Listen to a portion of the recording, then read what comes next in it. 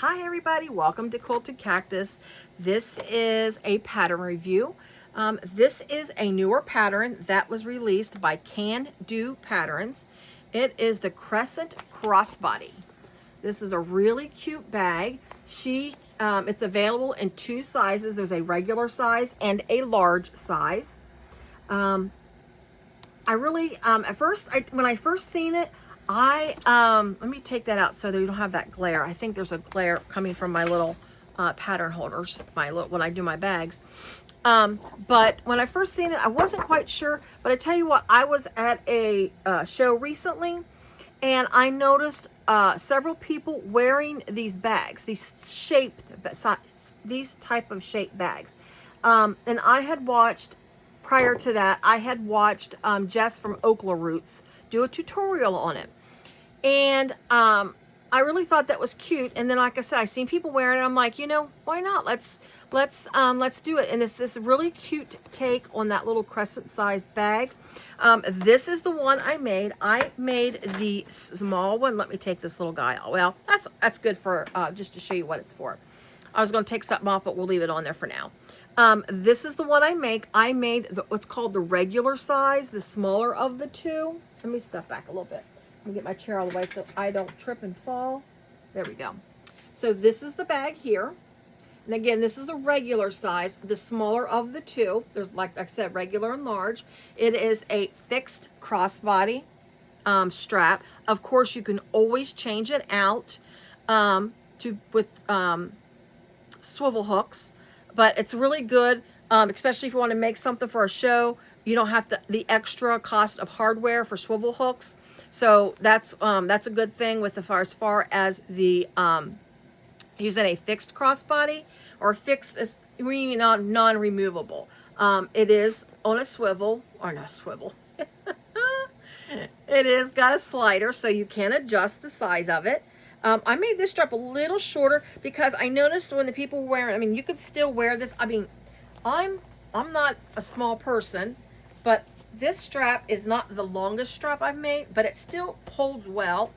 Let me lower my camera. See if you can see how it fits on me. If you can just pardon it for a second while I lower the camera. There we go. Let's see.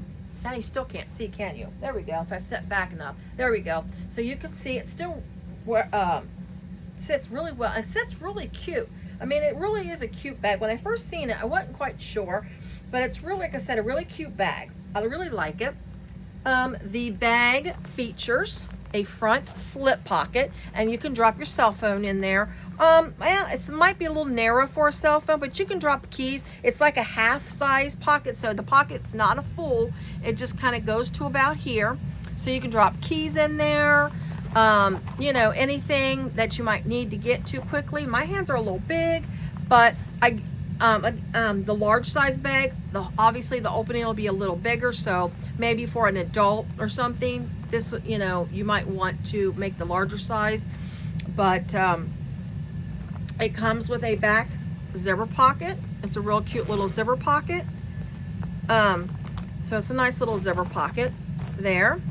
And then the bag also features, now I did this on the wrong side, but you can put a little D-ring on the thing, but you're supposed to put it here. So you're for charms, because that's like a lot of people are like putting charms and things like that. Or even sometimes you could actually probably hook a key fob there too if you want. But this is supposed to be put on this side, and I messed up, but I kind of like it on the side. So, and then I put one on the other side, but you're only meant to do one. But if you want to put something to hang off the sides of your purses, who knows? I mean, that's an option. But I thought I put one of my little cactus things on the side just to show what it's meant for. So it's got a nice wide opening. Okay, so there's a nice wide opening, and then there's just your zipper pocket, and that's it. That's all you have on the inside is this small zipper pocket, but it's a nice big opening on the inside of the bag. This bag was actually not that difficult to make. I'm gonna tell you that if you're with a domestic, I would not use strapping for your connector pieces that come out. I have been sewing with an industrial, and I sew with a Juki 1541S is what I sew with now on all my bags. And when I went over that, it didn't slow down. It slowed down because it was going through layers. So my domestic never would have been able to go through those layers if I used this on my domestic using the strapping. So of course she suggests in her pattern a cotton or something. So that's what I would go with, a cotton, or because this is made out of corduroy, I would have done along layers of corduroy. Something a lot less dense. That would be my suggestion. As far as anything else, it's really easy to come together. It's not, that's the thickest part right here of the bag. So just be careful when you're sewing through here, sewing through your layers, because that's the thickest part. I don't think she has you top stitch that very top part. I did not. You can see I only top stitched when I pulled the strap connectors up, look, the little strap guys here, just top stitch there. That was a little thick, so you need to be careful there. I did not stitch around here, and that actually looks fine. So if you're sewing with a domestic and you don't want to push it, I would not top stitch there. The zipper panel put on is a little different. That's what I was getting ready to say a minute ago. To be honest with you, on my lining, now my lining looks a little, I don't know if doesn't lay real flat, but up in here, I had some shortness of lining. It wasn't perfect. Okay, up in the lining, when you sew the lining to the zipper panel and everything, and my lining didn't match my exterior fabric correctly. I thought that was going to cause great problems in the final construction of the bag. It did not. I was able to make it work because of the way the bag's constructed, and because it's up in this little part here and it's not seen, you can't tell that it's really that it's off a little bit. And it's just a little bit. And like I say, it's just, and then you're not going to be, you're going to look down in your bag. You're not going to be, up there doing this business in your bag most of the time. The zipper does lay. This is, you can't tell. If you look straight down, I can see it has a tiny bit of a wave to it, but it's not a horrible wave. So just be careful when you do your zipper panel and your zipper, put your zipper on. I can tell you, Jess from Oakla Roots, as I said, I seen her do a tutorial on it.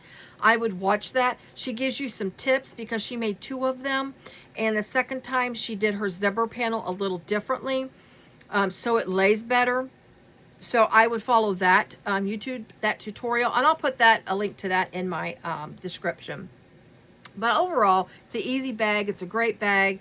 Pay attention to your pattern pieces. Pay attention to the way she has you cut it out. Very, very important, because this panel here cuts the pattern piece.